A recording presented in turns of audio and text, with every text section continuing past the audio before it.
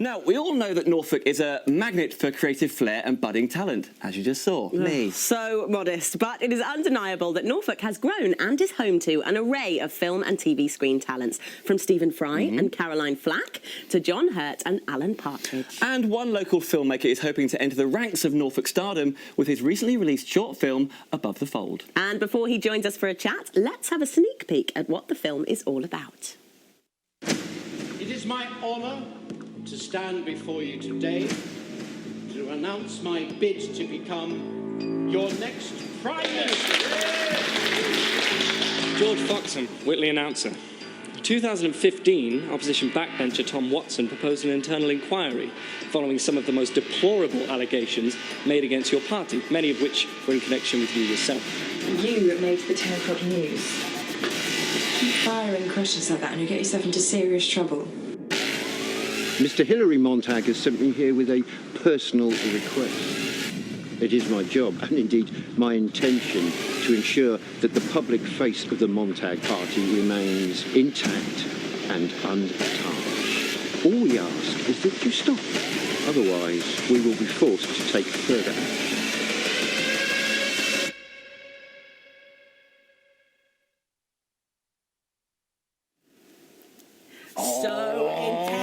So good. And writer and director Josh Trett is here with us now. What's it like watching that back? Does it kind of remind you of all the amazing things that have gone into it? Kind of, but I've seen it 100 times now. So it's just, of course, you've edited it as well. Yeah. So just to remind, we've just seen a sneak peek, but what's your film about? The film is about a journalist who was in the trailer, and he takes it into his own hands to go to this political party and bring up some things he thinks is wrong with them. And everyone else goes along with what this evil political party guy is saying. So they catch on to this journalist saying bad things about him and calling up their faults. So they put a hit on his head.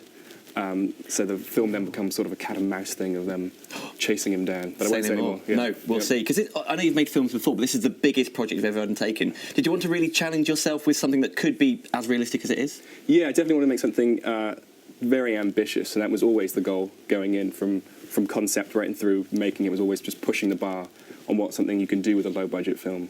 And low budget, I know, I was going to say, it looks really shiny and expensive. And were you kind of working to a budget? Did you know how much it was going to cost? How does that all work? I definitely couldn't just spend, loads, because I'm funding it all myself. We didn't have, studio backing, like something you'd see in the cinema had. So I had a limit on what I could spend on it. But we just wanted to look like a film, because you see a lot of short films and things kind of don't quite work, or, the focus is a bit off, the lighting doesn't look good. So we spent a lot of time making it look like a film, basically. And I understand it's a real family affair as well. Your brother was helping you. Yeah, he was cinematographer, so we worked closely together, getting that sort of cinematic look that it has. How's that? How is it working so closely with your brother? Did you get on anyway growing up as siblings, or was there kind we're going deep already, aren't we? I know, we're delving into family history. I just mean, I think if I had to work with one of my siblings, there would be a lot of arguments. It's good, because I know that I can tell him to do what I want him to do, and so I won't feel bad about it. Yeah. But no, we work well together. He kind of knows what I want, and I know how he works. And yeah, any disagreements we got through, because we wanted to see the finished product to be the best it can be.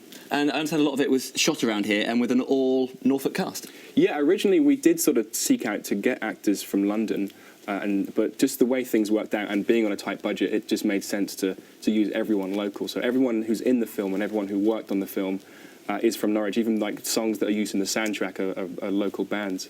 Well, I love the music in that trailer, was what I was just thinking, is that fitted really, really well. And that's had its premiere, hasn't it? It was premiered at the Forum earlier this month. How did it go down? That was good. I was very nervous about it, because, when you work on something so close to it for a long period of time, you become quite attached to it, and then I get, sort of didn't really know what people were going to say about it. We did it at the Forum. But people liked it. There were claps, there were gasps. People gasped. That's what you want. Yeah. And people shook my hand. I was sort of overwhelmed by the response, really. And not only people at the premiere will be close friends and that sort of thing, but I know you also teach at East Norfolk Sixth Form. Yep. Have they watched it, or have they been part of the process? Yeah, they got a sneak preview of it. Nice. Yeah. But they liked it as well. It must be fabulous. So cool. I think that experience, hey. Yeah, if my teacher was making films, do the kids really respect that? Is it? Yeah, they really respond to it, and I want to involve them in the process as much as I can, and let them know that because the film industry, you do hear a lot of people saying saying like, oh, it's really difficult to get into. But in terms of making films with technology, anyone can do that, and I want to show them that it can be done and encourage them to make their own stuff as much as they can. Well, keep us in the loop. So I know you're taking them above the fold to film festivals and things, so let us know. Will do. Fabulous. Well done, Josh. Very impressed indeed. Right, well, I chat to Josh about my upcoming starring role in his next film. He doesn't know about it yet. No. It's time to take a break. But join us in 2 when we talk comedy.